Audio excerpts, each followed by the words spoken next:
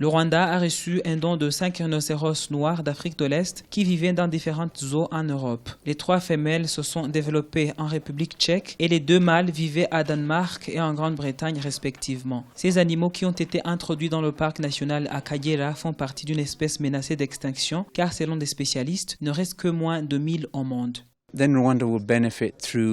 C'est une très bonne chose pour le Rwanda qui se bâtit comme un pays qui fait la promotion de la conservation. Ceci est très positif pour le secteur du tourisme. Notre parc compte actuellement 26 rhinocéros et cela est un grand coup de pouce pour le développement touristique du Rwanda. Parce qu'en plus des gorilles, le Rwanda peut maintenant se vanter d'avoir beaucoup d'espèces d'animaux dans ses forêts.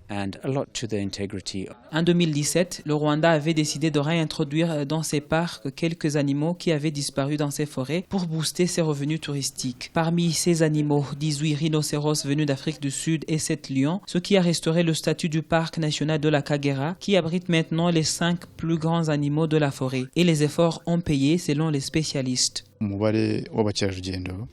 Depuis que nous avons réintroduit les animaux qui avaient disparu dans nos parcs, nous constatons une augmentation du nombre de touristes jusqu'à 50 000 par an. Ce qui est impressionnant est que 50% des visiteurs sont des Rwandais. Donc, c'est aussi un moyen pour nous d'avancer sur notre objectif de développer le tourisme domestique.